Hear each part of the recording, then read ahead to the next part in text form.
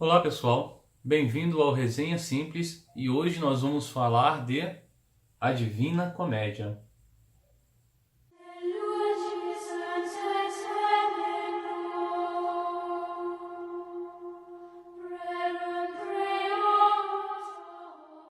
Então, depois do desafio do vídeo passado, que foi falar da grande obra que é A Guerra e Paz, de Leão Tolstói, hoje eu estou encarando um novo desafio, que é falar um pouco sobre esta grandiosa obra da literatura mundial, esse clássico da literatura mundial, que é A Divina Comédia de Dante Alighieri. Como então existem muitas coisas que podem ser ditas sobre a obra, eu vou tentar ser o mais objetivo possível, sem muitas delongas, e já entrar direto nessa pequena resenha sobre a Divina Comédia. Eu acho importante então fazer uma pequena contextualização sobre a obra, o autor e o momento histórico no qual eles estão inseridos. O nosso autor nasceu na segunda metade do século XIII, em 1256, e faleceu em 1321. Ele nasceu e viveu boa parte da sua vida na cidade de Florença. E já nesse período, a cidade de Florença já era uma cidade-estado governada democraticamente por guildas, que eram associações de trabalhadores. No caso, até Dante fez parte de uma dessas associações, que foi, no caso, a Associação dos Médicos.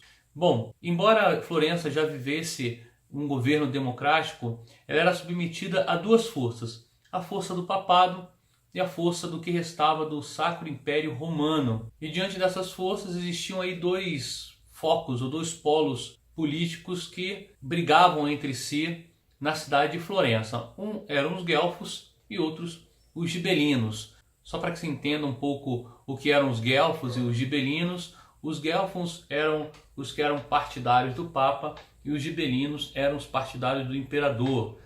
Dentro dos guelfos ainda existia uma subdivisão, que eram os brancos e os negros. Os brancos eram contra a interferência do Papa e os negros a favor da interferência do Papa em relação às ambições do imperador na cidade de Florença. Mas, independente do contexto político no qual Dante nasceu e viveu boa parte da sua vida, o grande acontecimento na vida de Dante, digamos assim, o acontecimento que mudou a sua vida, foi o seu encontro com Beatrice, quando ele tinha 9 anos. Ele encontra Beatrice, é despertado nele um grande amor, e ele só vai reencontrar ocasionalmente Beatrice depois de 8 anos, né? Ele já ali em torno dos 17 anos. E, infelizmente, Beatrice ela vem a falecer 7 anos depois. Mas é importante que você guarde essa informação em relação a Beatrice ou Beatriz, porque mais para frente ela vai nos ser bem importante. Passando rapidamente então uma certa contextualização da Divina Comédia, Dante escreve a Divina Comédia entre 1304 e 1321. Alguns estudiosos colocam um pouco mais para frente, um pouco mais para trás do início da obra, mas a maioria deles concordam em relação à finalização da obra, que coincide com a morte do nosso autor. Ele escreve a Divina Comédia já estando no exílio ao qual ele foi submetido após o seu partido político, digamos assim, os brancos, terem sido totalmente derrotados na cidade de Florença. Importante, antes de tudo, é deixar bem claro o que a Divina Comédia não é. Para começo de conversa, a Divina Comédia não é uma comédia, pelo menos nos moldes que nós conhecemos hoje de comédia, quando se tem como parâmetro a comédia dos filmes, que não passa de uma sucessão de cenas cômicas que tem como objetivo fazer o espectador rir. Isso não é a Divina Comédia. Para que nós compreendamos o porquê que o texto de Dante pode ser inserido nesse gênero, nós precisamos voltar lá na Grécia Antiga, quando a comédia clássica ela tratava de temas de âmbito social, de situação política. Ela tinha um cunho bem político, na verdade, de crítica, enquanto a tragédia tratava os deuses de uma forma muito respeitosa, a comédia colocava os deuses em situações vexatórias e a partir daí fazia suas críticas em relação à política, em relação aos políticos, em relação à situação da cidade na qual ela é apresentada. Isso no que diz respeito à comédia clássica. Já a comédia nova, já no final ou no declínio da democracia grega, ela trata bastante dos temas privados, de situações mais particulares. E de uma forma mais geral, você pode resumir que a comédia é sempre aquela história que começa triste e termina feliz. E no caso dessa definição, a comédia, ou melhor, a Divina Comédia de Dante se encaixa perfeitamente. A Divina Comédia também não é um tratado de teologia sobre os novíssimos do homem. E o que são os novíssimos do homem? É aquela parte da doutrina católica que trata daquilo que se segue após a morte, o juízo, céu, inferno e purgatório. E alguns aspectos podem ser comentados que tiram da Divina Comédia esse peso de um tratado teológico. O primeiro é o fato de Dante, por suas forças ou com a ajuda da razão, sair do inferno ao céu. A doutrina católica afirma categoricamente que ninguém no inferno se comunica com qualquer pessoa que esteja no céu ou no purgatório, muito menos pode fazer esse caminho. Existe um espaço abissal entre essas duas realidades escatológicas. Outra coisa é o fato de Dante colocar muitas pessoas no inferno. Ele condena diversas pessoas, especialmente seus inimigos políticos, entre eles, por exemplo, Bonifácio VIII, o Papa que era inimigo de Dante. O fato é que nem mesmo a Igreja Católica ela afirma que uma alma ou outra já esteja condenado ao suplício eterno. Na verdade, ela só afirma que algumas almas já estejam no céu, vivendo na bem-aventurança eterna. E um outro ponto, bem rápido, por ser bem específico, é o fato de na obra de Dante, segundo alguns especialistas, serem encontrados alguns sinais do averroísmo. E só explicando rapidamente o que é o averroísmo, para que não fique uma informação perdida, o averroísmo é uma filosofia que se origina de Averroes, um filósofo muçulmano que estudava e que fazia comentários aos textos de Aristóteles. O fato é que diversos dos comentários e conclusões de Averroes se chocam diretamente com a filosofia e a teologia católica. Interessante isso, porque na verdade Dante foi contemporâneo de São Tomás de Aquino, que foi o santo que revolucionou a filosofia católica e, por conseguinte, a teologia.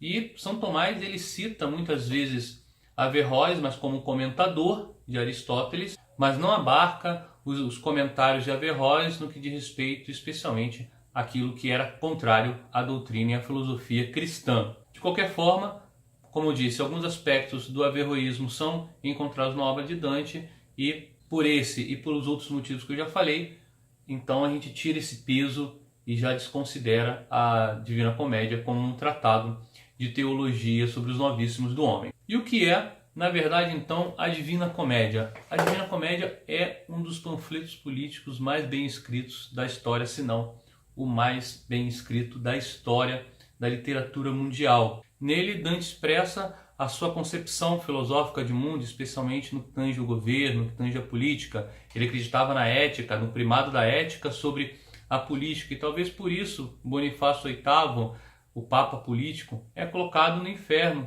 por Dante. Ele também acreditava que a Igreja e o Império, o Sacro Império Romano, deveriam governar juntos a sociedade. Mas, por favor, não deixe entrar na sua cabeça a ideia de eu não vou ler a Divina Comédia porque ela é apenas um panfleto político. Por favor, não reduza esta maravilhosa obra aos discursos políticos e à propaganda política que nós temos contato hoje em dia na nossa sociedade, no mundo em que vivemos. Ela é muito mais do que isso. Ali Dante expressa toda a sua filosofia, as suas concepções, os seus conceitos de uma maneira bem sublime, de uma maneira magistral, cheia de metáforas. Então, por favor, não deixe essa ideia entrar na sua cabeça. A Divina Comédia é muito mais do que aquilo que nós conhecemos sobre propaganda ou discurso político hoje. Está bem? Bom, dito isso, eu vou tentar entrar de maneira mais incisiva na obra. E eu não vou te enganar. A Divina Comédia é um livro difícil. Primeiro, porque ela é escrita em forma de poesia. E também seria muito mais fácil lê-la se nós tivéssemos um conhecimento mais amplo de filosofia, astronomia, geografia, história, mitologia. E aí de repente você vai falar, mas Wellington, como a gente pode ter esse conhecimento todo? Infelizmente, nos moldes da nossa educação hoje, é bem difícil que nós consigamos, através desse sistema educacional, um conhecimento tão amplo, já que essa forma de educar, ela acaba sendo muito voltada para o mercado profissional, então acaba se tornando muito específica. Ao se tornar muito específica, nós acabamos perdendo a noção ou uma visão mais ampla de toda a realidade que nos cerca. E nesse ponto nós entramos na necessidade de se ter uma boa edição do livro, especialmente para tentar minimizar essa limitação atual do nosso sistema educacional. Falar então das edições que eu possuo. A primeira delas é essa daqui, da Landmark de Portugal. É uma edição bilíngue, italiano-português, e a tradução, as notas e a introdução são de Vasco Graça Moura. E eu tenho essa daqui, da editora 34. Ela não é uma edição bilíngue, a editora 34 tem uma edição bilíngue, mas ela vem num box em 3 volumes.